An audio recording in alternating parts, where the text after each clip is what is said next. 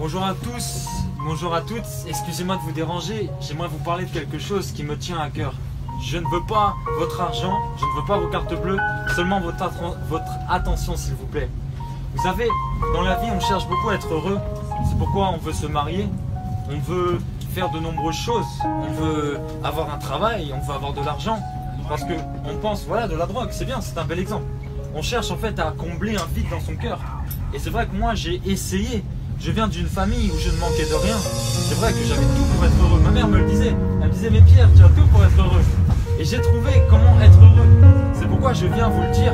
Vous savez, moi je viens de France. Je viens de Nantes. C'est de l'extrémité de la France pour vous dire cela. Vous savez, le cœur de l'homme, il a un vide. Et le cœur de l'homme, on voit que chaque personne aime se réfugier dans quelque chose. Il y en a, c'est le sport. Il y en a, c'est les femmes. Un millionnaire, souvent, se dit pas heureux. Alors il recherche l'amour. Mais vous savez, l'amour porte un nom. Le cœur de l'homme, il a un vide. Il a un vide en forme de Dieu. Ça pourra t'étonner, mais moi, Jésus a changé ma vie. Et je te présente pas une religion, pas du tout. Je te présente vraiment une intimité avec Dieu. Les prostituées, elles prient pour avoir des clients. C'est vrai. Moi, je veux prier pour quelqu'un ait une bonne santé. En fait, nous prions tous. Mais qui a une réelle intimité avec Dieu?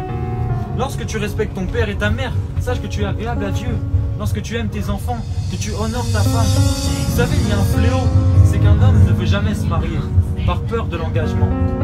C'est ça qui est triste. Pourtant, le mariage honore la femme. Et moi, je tiens à vous dire que lorsque vous pratiquez toutes ces bonnes choses liées à l'amour, vous devenez agréable à Dieu.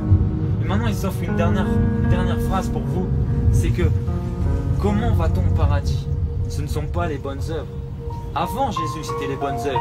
Il y avait tellement d'hommes qui allaient en enfer que Dieu a tant aimé le monde qu'il a envoyé son fils Jésus pour porter la conséquence de nos péchés. Le péché, c'est le mensonge. Le péché, c'est voler. La Bible dit que lorsqu'un homme marié désire une autre femme, il commet un adultère. C'est vrai, il a péché dans son cœur. Et nous sommes coupables de tous ces péchés. On devrait payer normalement la conséquence de tous les péchés. C'est vrai, parce que Dieu est saint. Et nous, on est sale, on est mauvais. Donc on devra se justifier face à Dieu. C'est pourquoi Dieu a envoyé son Fils pour porter nos péchés, Jésus-Christ.